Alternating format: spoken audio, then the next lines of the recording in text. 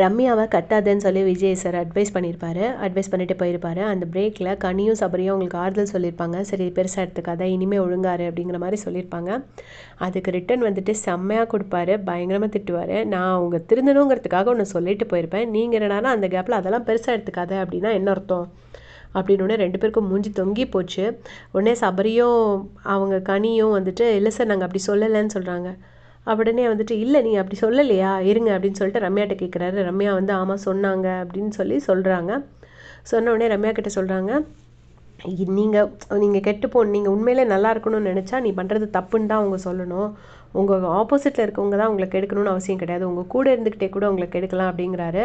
உடனே ரம்யா அப்படி பேசாமல் நிற்கிறாங்க. அதை பார்த்துட்டு பார்வதி வந்து சிரிக்க ஆரம்பிச்சிட்டாங்க. சிரித்த உடனே பார்வதியை வந்து திருப்பி எழுப்பி விடுறாரு. பாரு நான் உங்ககிட்ட திருப்ப சொல்லிட்டு தான் இருக்கேன், உங்களுக்கு என்னென்னா பயங்கர ஷார்ப் மைண்ட் இருக்குது, பட் உங்கள் அருமை உங்களுக்கே தெரியல, அதை எங்கே யூஸ் பண்ணணுங்கிறதுக்கு தெரியல, நீங்கள் அதை வேஸ்ட் பண்ணிகிட்ருக்கீங்க அப்படின்னு சொல்கிறாரு. உண்மைதான், பார்வதியோட மைண்டு பயங்கர ஷார்ப்பு, செம்ம பிரெயினி. எந்த இடத்துலையும் அடி வாங்காமல் திருப்பி அதை எப்படி மேனிப்புலேட் பண்ணணும், ஒரு சுச்சுவேஷன் எப்படி அடுத்தவங்க மேலே திருப்பி விடணும், எப்படினாலும் அவங்களுக்கு விளையாட தெரியும். பட் அதை ரைட் காஸ்க்கு யூஸ் பண்ணும்போது அவங்களோட இது வந்து இன்டெலிஜென்ஸ் வந்து நல்லா யூஸ் ஆகுங்கிறது தான் விஜய் சேதுபதி சார் சொல்கிறாரு. எப்படியுமே சபரி, கனி, எஃப்ஜே இவங்க எல்லாத்துக்குமே இந்த பேஷிங் வந்து கண்டிப்பாக தேவை தான்.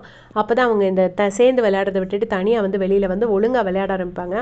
அதோடு இல்லை, விஜய் சார் சொல்கிறாரு, அவங்க ஃப்ரெண்டை சொன்னால் அவங்க கோச்சுக்குவாங்கன்னா அவங்க ஃப்ரெண்ட்ஸே கிடையாது, நீங்கள் சொன்னாலும் கோச்சுக்காமல் இருந்தால் மட்டும்தான் அவங்க ஃப்ரெண்ட்ஸ் அப்படிங்கிற ஒரு சூப்பரான ஒரு பாயிண்ட் சொல்லிட்டு போகிறாரு. ஸோ இது கண்டிப்பாக நடக்கும் அப்படின்னு தான் நான் நினைக்கிறேன். இனிமேல் இவங்கெல்லாம் தனித்தனியாக விளையாட ஆரம்பிப்பாங்கன்னு நினைக்கிறேன். நீங்கள் சொல்லுங்கள், இல்லை திரும்பவும் குரூப்பாக தான் விளையாடுவாங்களா இல்லை தனியாக விளையாடுவாங்களான்னு மறக்காமல் சொல்லிட்டு போங்க. தேங்க்ஸ் ஃபார் வாட்சிங்.